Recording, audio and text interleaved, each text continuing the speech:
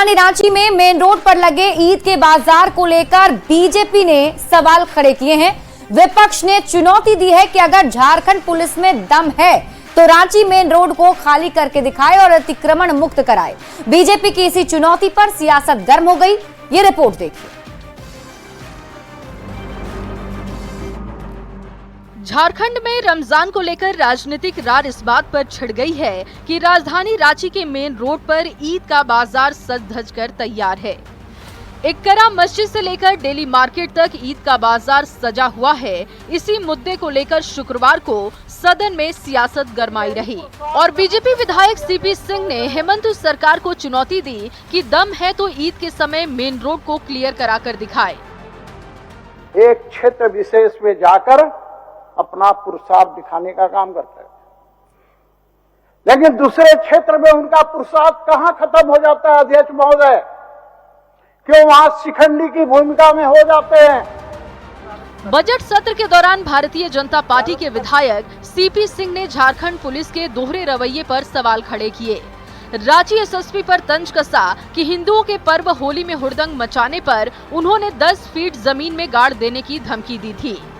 CP Singh ने police के पुरुषार्थ को चुनौती दी और कहा कि ईद से 4-5 दिन पहले काली मंदिर रोड पर बैरियर लगा दिया जाता है।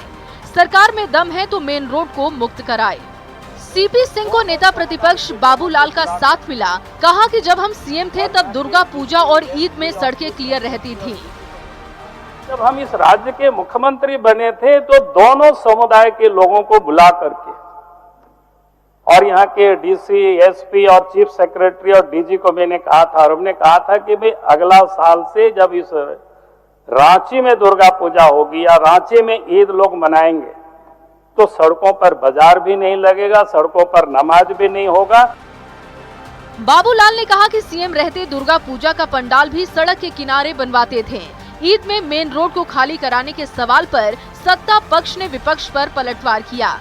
मंत्री दीपिका पांडे सिंह ने कहा कि छठ में भी स्पेशल बाजार लगता है। सैकड़ों सालों से ईद का बाजार लगता है, छठ का पूजा होती है, सब लोग मिल करके ईद, दिवाली, छठ, सरुल, रामनवमी सभी मनाते हैं। कहाँ कोई रोक टोक है? इस लोकतंत्र में भारतीय जनता पार्टी को पड़ा कि कितना विचलित हो गए अभी ये लोग कि फिर से एक बार हिंदू, मुसलमान, ईद, बकरीद, होली, छठ अब ये लोग करने लगे हैं। बीजेपी रांची के मेन रोड को अतिक्रमण मुक्त कराने की मांग कर रही है। ईद के बाजार को लेकर सियासत हाई है। देखना होगा कि इस पर सरकार क्या फैसला लेती है। रांची संवाददाता संजय सिन्हा, निरंजन सिंह और गौरव झा के साथ ब्यूरो रिपोर्ट, न्यूज 18। और झारखंड विधानसभा बजट सत्र में लगातार दूसरे दिन सत्ता पक्ष के कांग्रेस और जेएमएम विधायकों और मंत्रियों में किचकिच देखने को मिली।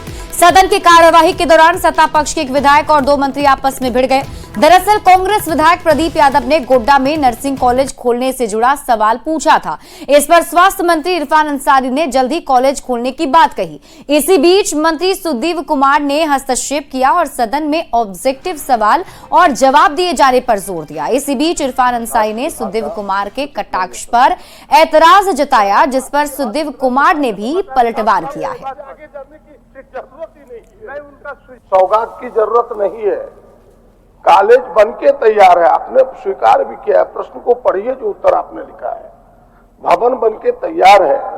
हम पूछ रहे हैं कि ये कब बना और कब चालू होगा, सीधा बताइए ना, इतनी भाषण की जरूरत कहाँ है? चलिए माननीय मंत्री जी, कब से चालू नर्सिंग कॉलेज कब बना, हमसे अच्छा तो वही जानते हैं।